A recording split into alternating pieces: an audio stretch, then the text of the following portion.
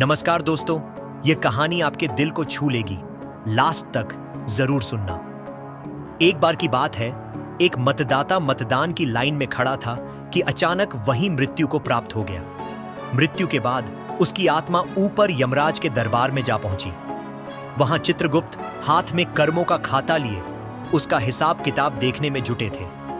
चित्रगुप्त ने खाता खोला, पन्ने पलटे और फिर यमराज की ओर देखकर बोले, श्रीमान, ये तो 50-50 का मामला है।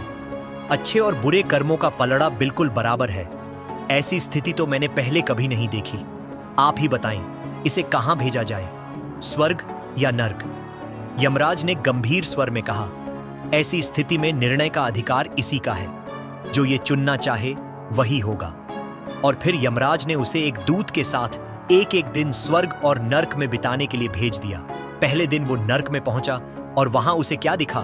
एक शानदार गोल्फ कोर्स, चारों तरफ हरियाली, खूबसूरत नजारे और दूर एक छोटा सा क्लब हाउस। वहां पहुंचते ही उसके पुराने मित्रों ने उसका स्वागत किया। सब खुश थे, मस्ती में डूबे हुए। दिन भर उसने उनके साथ आनंद लिया, शानदार खाना खाया, थोड़ी बढ़िया शराब पी और हंसी खुशी में समय बीत गया। विदा लेते वक्त उसका मन भारी था, लेकिन अगले दिन का इंतजार भी था।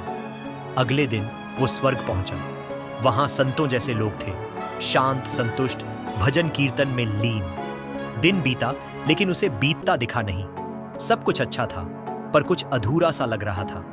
आखिरकार उसका समय पूरा हुआ और दूत उसे वापस यमराज के पास ले आया। यमराज ने उससे पूछा, बोलो, क्या चुना तुमने, स्वर्ग या नर्क? उसने थोड़ा सोचा और फिर कहा, महाराज, स्वर्ग बहुत अच्छा है, वहां शांति है, सुकून है, लेकिन मैं नर्क में ही रहना चाहूंगा। असल आनंद तो वही है। यमराज ने दूत को आदेश दिया, इसे नर्क में छोड़ आओ। नर्क के द्वार में घुसते ही वो चौंक गया। चारों तरफ उजाड़, बियाबान, रेगिस्तान। उसके मित्र जो कल हंसते खेलते थे, अब फटे हाल में कूड़े करकट में भोजन तलाश रहे थे। उसने दूत से व्याकुल होकर पूछा, ये क्या? कल तो यहां सब कुछ अलग था। दूत ने हंसते हुए कहा, कभी पृथ्वी पर चुनाव प्रचार नहीं देखा क्या? कल अभियान का दिन था, तुम्हें लुभाने का दिन था, फंसाने का दिन था। आज तो तुम अपना वोट दे चुके हो। खैर, कहने को तो ये अमृतकाल और रामराज्य है, मगर वैसे किसी के हंसते खेलते घर को बर्बाद करना हो तो उस घर के बच्चों को बुरी लत लगा दो। और आज वही हो रहा है।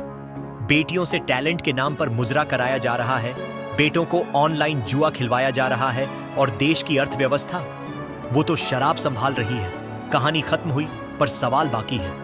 आप क्या चुनेंगे? और क्या सचमुच समझ पाएंगे कि अभियान का दिन कब था और असलियत कब सामने आई?